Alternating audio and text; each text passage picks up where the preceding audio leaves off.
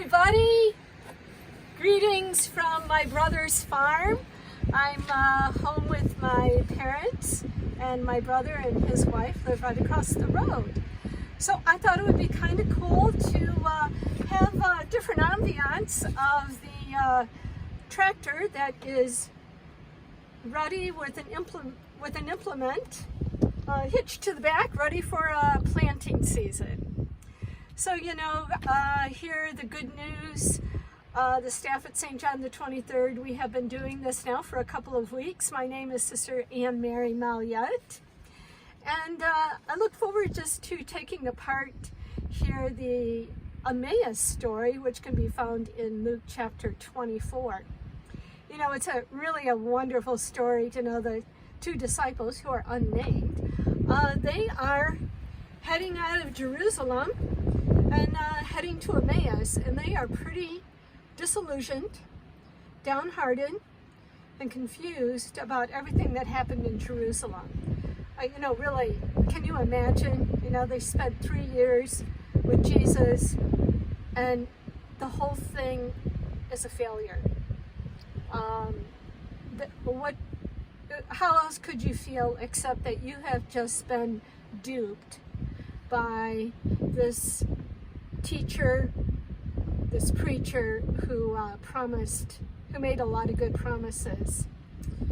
So interesting, as they are going along, a person shows up.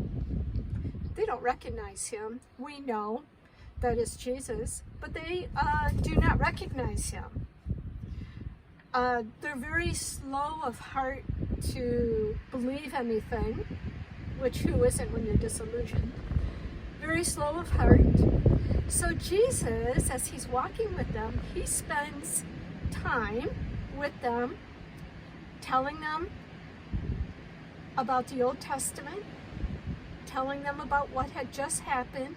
So Jesus is like dotting the I's and crossing the T's for the disciples.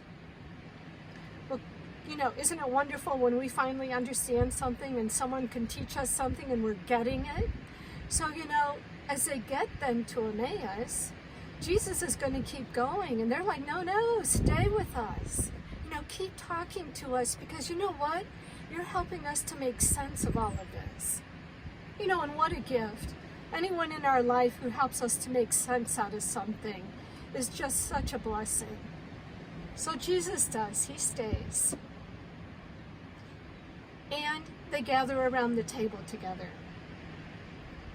And it is in the breaking of the bread that their eyes are opened and they recognize Jesus. Can you imagine that experience of like, oh my goodness, it's him. He is right here in our midst. So really, when we take a look at that meal, that's the first meal of the new creation.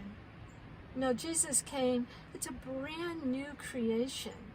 His rising from the dead in the garden was like it redeemed the garden of Adam and Eve. It's the new creation. So their minds are now clear, there's clarity, and their hearts that were slow to believe are now burning hearts. So this story is just a wonderful story of how Jesus' resurrection just turned the world upside down in a most wonderful, glorious way.